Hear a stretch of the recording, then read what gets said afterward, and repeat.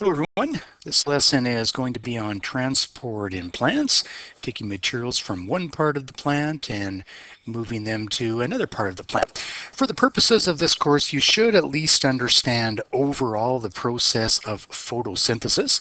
So photosynthesis is the process whereby plants take in light energy, one form of energy, and convert it into another form of energy. It is in fact a series of biochemical reactions taking place inside of the cell, but overall you should understand that the process of, I'll just put here PS for photosynthesis, is where plants use carbon dioxide, the gas that comes in through the atmosphere. That's what we see right here. Plants also use water in this case in the form of a liquid, and that comes in from the roots. We can see that from the bottom here, water coming in through the roots. And then the reactions that are going to take place, arrow for the reaction. So this is our reactant side with our product side. Then I'll put over at the right, of course. And what plants are producing is oxygen, which in fact is a waste product. And that's going to be released out through the plant, and some sort of sugar. So usually the sugar that we talk about first of all is glucose, but it can be other sugars as well, and eventually a bunch of these sugars can be linked together to form the storage carbohydrate form in plants, which is starch. So really the overall reason for plants doing this, yes, is to make the sugar so they can use it when the light is not available and not shining. But really what they're trying to do is take one form of energy, light energy. So we usually don't write in light as a reactant because it's not really being consumed, but it is driving this reaction, taking carbon dioxide and water, generating oxygen and sugar. But really the point for the plant is to produce a chemical form of energy, which is ATP, standing for adenosine triphosphate. So we already saw before when we talked about active transport that this is the energy source that is used to drive molecules against their concentration gradient. It's not just used for that. It's used for plants, bacteria, animals, us, every living organism to really drive every energy requiring process. So in the atmosphere, there is going to be a whole bunch of gases, but there will of course be oxygen, and that oxygen needs to be taken in by the plant. There is also carbon dioxide, or sorry, oxygen given off by a plant. Carbon dioxide that needs to be taken in by the plant. There is water in the atmosphere as well, but that's not really how the plant takes water into its cells and tissues. It is taken up through the roots, although it can be lost into the atmosphere through the leaves. So what's going on down in the roots? Well, it's in the roots. This is where the water is taken up. This is also where a whole bunch of minerals are taken up as well. So that includes things that are in fertilizer, for example. So potassium, nitrates, phosphates are all required by plants, and they are taken up through the roots. Now the arrows that we're taking a look at here, they show what is referred to as bulk transport. So it's in the leaves that plants are going to be making the sugar, but this sugar needs to be transported down the stem to the cells in the stem and the roots as well. So we have these green arrows that are showing the bulk transport where they're being moved down to the root area. And the roots, again, is where water is taken up, and that water that's moving up in the opposite direction is also bulk transport. So there are some bulk transport tubes that are responsible for both of these that I will talk about. For now, just to put a name to them, the sugars that are produced in the leaves, they're transported down through the leaves, the stem, and eventually to the roots, and that is through a structure called the phloem. And for the water, moving up in the opposite direction, that is through a series of tubes referred to as the xylem that we'll see some pictures of a little bit later here. So yes, plants do require gases. That is the carbon dioxide and the water, but the water, again, also taken up by the roots, and a whole bunch of minerals. So carbon dioxide and oxygen, they enter and exit the plant primarily through the leaf structures.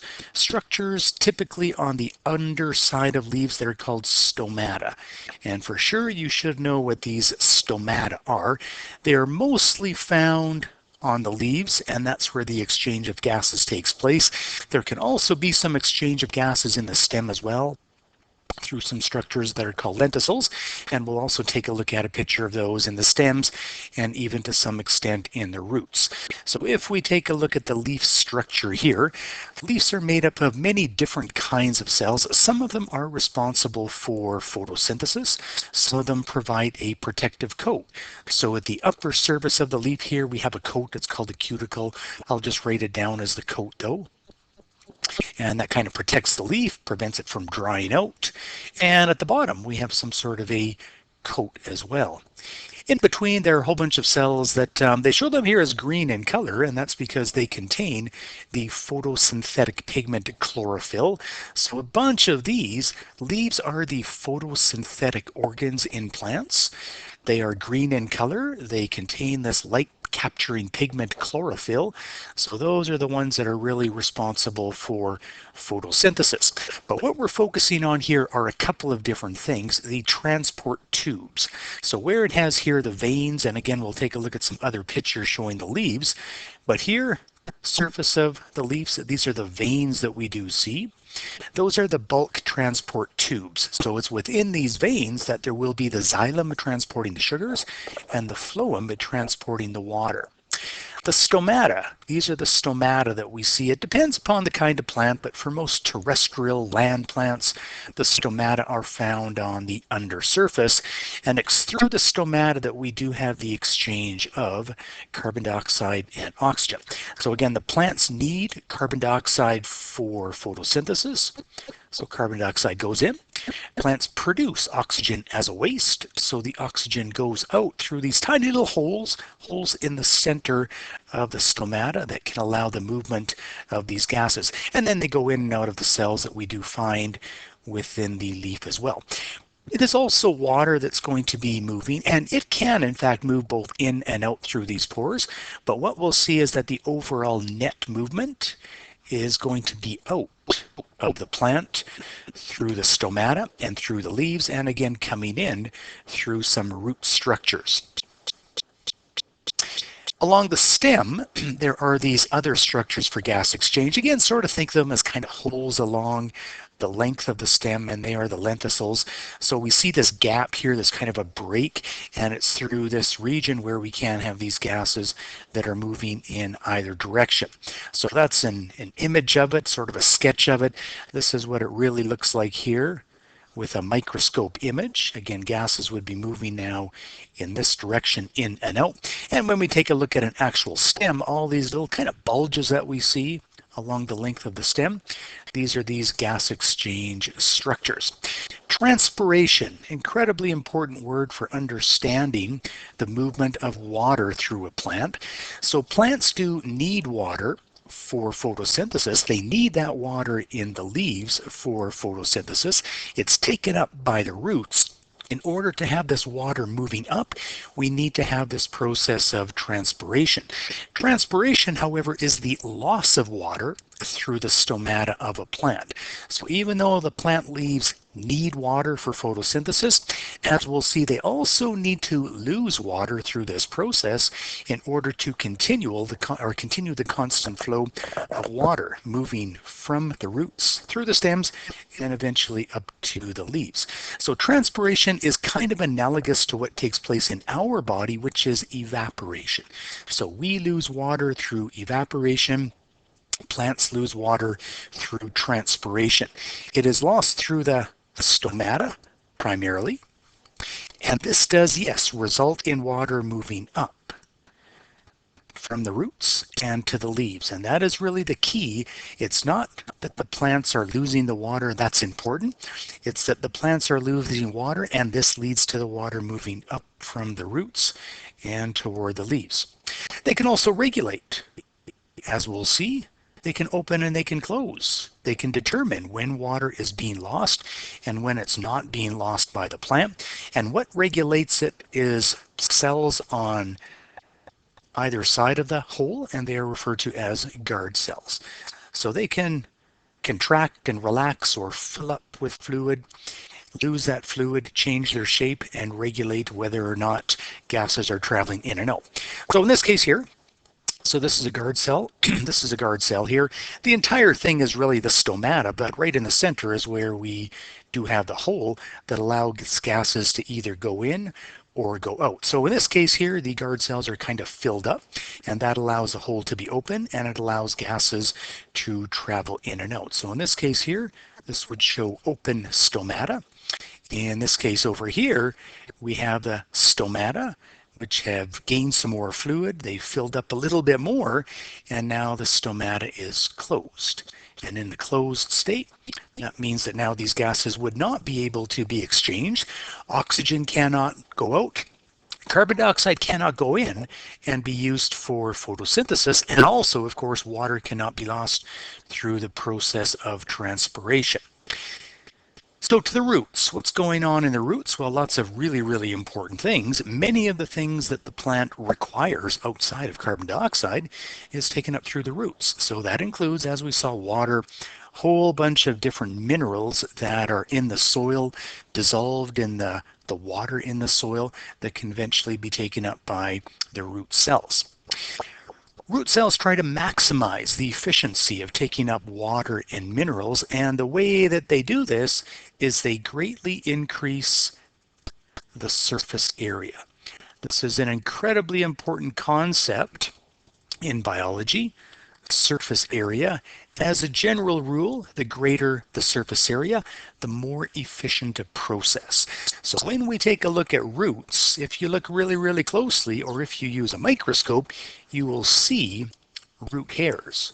So instead of just having the straight line here being the root, we have all of these root hairs. And what that essentially does is greatly increase the surface area. So as we go from this picture that I drew at the top to this one here, what we have done is we've increased the, I'll put SA for surface area, and that just makes it much, much more efficient in moving things across from the outside to the inside. The greater the surface area, the greater the amount of water and minerals that can be moved across that surface and into the plant cells. Plants also quite often have a symbiotic relationship with various different fungi.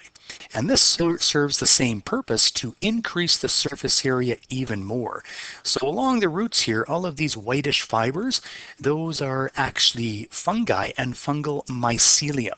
So these fungal mycelium, again, what they do is they have a huge surface area,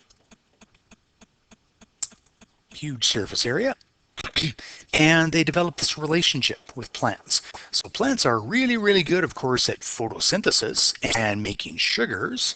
Those sugars from the leaves are transported down to the roots, and eventually some of that can be shared with the fungi. The fungi, huge surface area, they're really, really good at absorbing nutrients and water. So they can absorb way, way more nutrients and water than the plant can do on its own. And then they can share some of those minerals and some of those nutrients, some of the water, I'll just put it down as water, along with the plant as well. So that's why it's referred to as a symbiotic relationship. The fungi get something out of it. They get sugars that they can use for energy. And the plants increase the efficiency at which they can take up water and materials from the soil. So the role of water in plants, well, it's many different roles for water in plants, just like in your cells. Most of your cells are made up of water. Most of your body is made up of water, and it's the same thing with plants.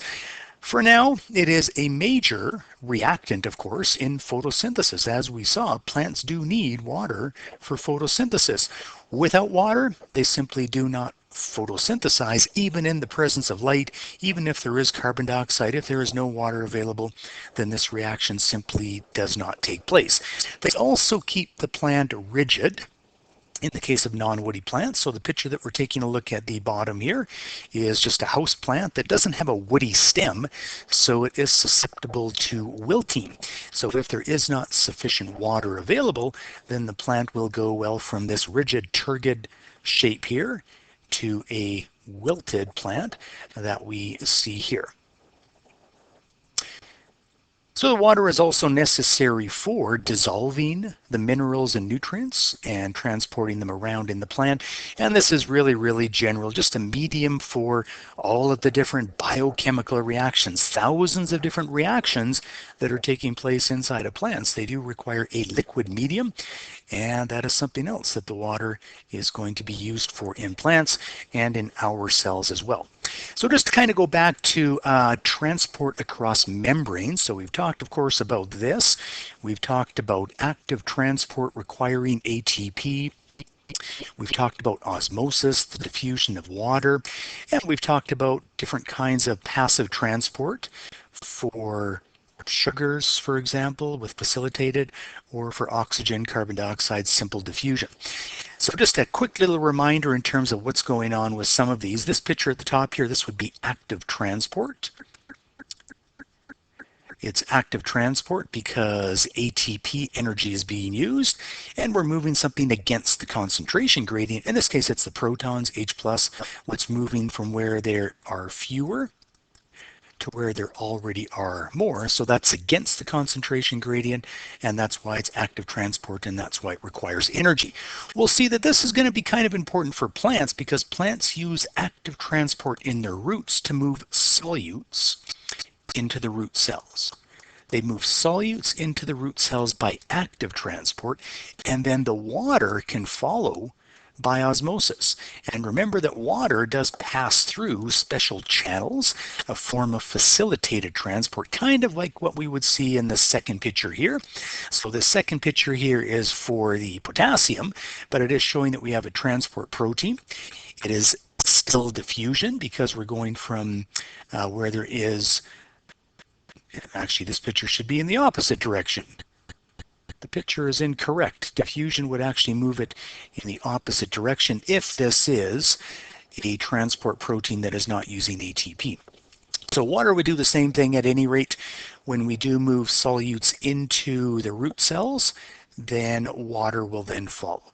And again, just a couple of other pictures here showing some transport mechanisms. So this might be, if we're taking a look at these examples here, this might be in the soil outside of the plant. And over on the left-hand side, this might be inside of the plant. So if we're using active transport, and here I'm just going to say that this is active transport, that's pumping the protons and the nitrates from the outside to the inside. Now we have more solute inside of the plant cells in the root. So water is now going to follow, traveling through the aquaporin facilitated transport channels and moving it into the roots as well. So here we do see a picture of, well, at least a representation of one of these aquaporin channels. So here we have the water that's moving from one direction to the other. So if we have more water on this side here, and if we have less water on this side, then water is going to diffuse from where there is more to where there is less.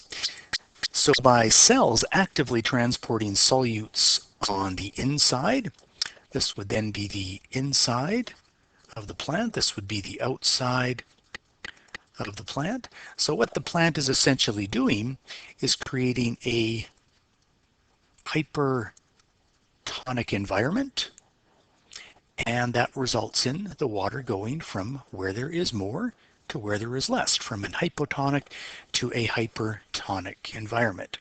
And the picture on the right-hand side, it's showing us a section of the root here. And now we're seeing the first picture of these rigid structures that are transporting the water, and they are referred to as the xylem structures.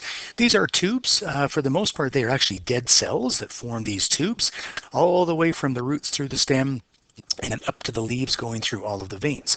So what it's showing is we have some water molecules that are in the surrounding soil. It'll be transported into the roots, and then it will be transported into the xylem, and then it's going to move up to where it is needed for photosynthesis, which it is going to be in the leaves, as we saw. So the bulk transport of the water, kind of a nice picture here on the left-hand side, where we see a little bit more accurately what the xylem here is going to look like. So really what it is just a whole bunch of tubing. This tubing is specifically for the transport of water. So they have here another couple of terms here, the tracheids. They're a component of the xylem elements, different parts, separated by kind of sieves in between. Don't worry too much about that language, just sort of understand the overall process for what is going on in the xylem. So we do see a cross-section through the leaf here again. It's identifying a whole bunch of different layers here. The upper and lower coats, the epidermis, a cuticle. It has at the bottom here waxy covering at the top as well to prevent it from dying out, drying out. Photosynthetic cells, a palisade layer, spongy layer, very porous, so we can have these gases moving in and out. But we're kind of focusing on these ones here, making up the vein, the xylem and the phloem, for the transport of water and sugars respectively. And of course we can also see here the stomata, the hole through which gases can move through on the underside of the leaf, and the guard cells on either side of them. So the xylem and the phloem, we just saw them in the leaves, but they're not just in the leaves, they're also in the stem. And they're not only in the leaves and the stem, they're also in the roots as well. Don't worry too much about the differing structures, but just realize there are xylem and phloem that we find in all of these different structures. So this is what is going on in this picture in the leaf and showing the stomata as well. And here we're focusing not on the carbon dioxide in the water, but we are focusing on the water. So we can see here this arrow that is talking about the water that is being lost out of the plant through the stomata. So the actual opening here, or one of them, we have the stoma, water molecules that it's showing. So the water was originally in the xylem, coming up through the roots and the stem and into the leaf. It's going to diffuse out where it can be used in cells for photosynthesis. But then a bunch of it is going to end up going into these spaces in between the spongy layer in the leaves, and it's just going to pass out through the hole, through the stomata. So you might think that doesn't sound like the best thing. Plants need the water for photosynthesis. If they lose water, they become wilted. So why are they losing water? Well, you need to lose the water through the process of transpiration to actually move the water up. And sometimes it needs to be a great distance that this water needs to travel from the roots through the stem and eventually to the leaves. So we saw some terms before related to the properties of water. Remember, water forms hydrogen bonds, and hydrogen bonds are incredibly important. Hydrogen bonds link together water molecules. So if we take a look at this picture here, this is oxygen in the middle, hydrogen and hydrogen. So if I just draw that over to the side, kind of looks something like this. On an angle, H2O, 2 hydrogen, attached to 1 oxygen. And we also came across before the fact that this is what is referred to as a polar molecule, and it's not really symmetrical. The oxygen likes electrons a little bit more, so we refer to it as slightly negative, and the protons, they are slightly positive. So because each water molecule has a negative and a positive nature to it, hydrogen bonds are going to allow water molecules to attach to each other and attach to other materials. So where we have the same molecules that are attaching to each other, that is referred to as cohesion. So here we have the hydrogen of this water molecule that is forming a hydrogen bond with the oxygen of the next adjacent water molecule. Here we have the hydrogen of this water molecule forming a hydrogen bond with the oxygen of the water molecule below it. So cohesion is kind of holding together all of these water molecules within the xylem. It doesn't really show it here, but all of these, they're physically connected together using hydrogen bonds. So what that means is if a water molecule up above is pulling up, it's going to pull up all of the other ones down below as well, and they're also going to move up. So at the point of the stomata, water is going to be lost. It's going to evaporate into the atmosphere in the form of a gas. And now that water molecule down below is going to move up to replace that lost one, and that's going to pull all of the other ones up as well. This is what keeps the water moving toward the leaves, up through the root and the stem, eventually to the leaves, is the loss of water. So if you're not losing water, then the water is no longer being pulled up. So this is why, even though water is essential for photosynthesis in the plant, water has to be lost to keep the water moving up toward the leaves. We can also see the other form of hydrogen bond here, adhesion. So cohesion is what holds the same molecules together. Adhesion is what holds one molecule to something that is a little bit different. So here we have the water molecule that is being held to the inner wall of the xylem. That's another hydrogen bond, only now it's referred to as adhesion because they are different molecules that are being held together. May not seem like such a big deal for plants, but remember that trees can be many tens or hundreds of meters tall. So this creates a huge problem because what we have is gravity that wants to pull everything down, and that includes the water. So there needs to be a fairly significant force that's going to be pulling that water up. And that is the process of transpiration.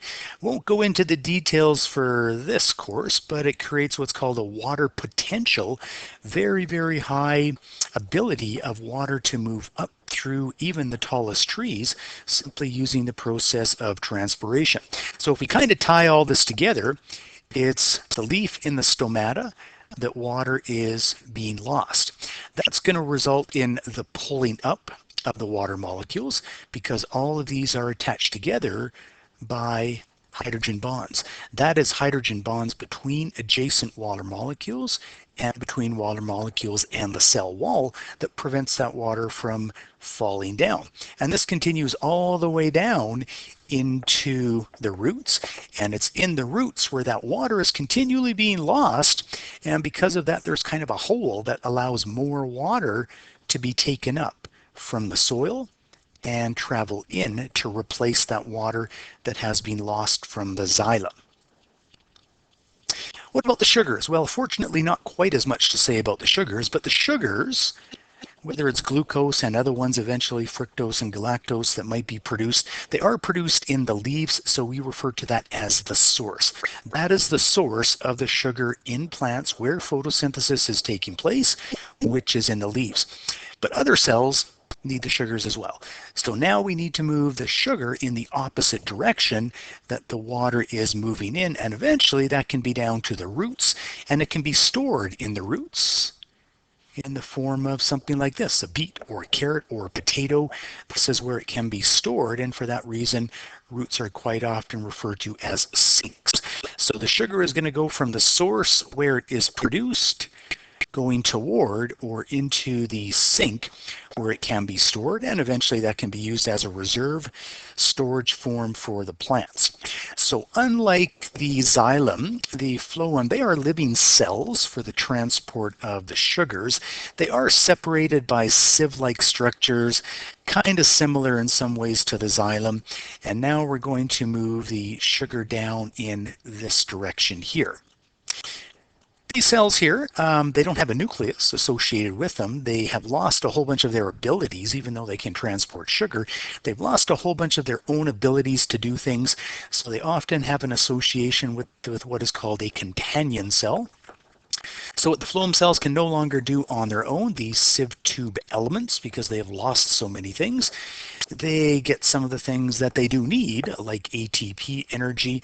They get that provided by the companion cells and signaling molecules that can then pass into the phloem and be used by those sieve tube elements.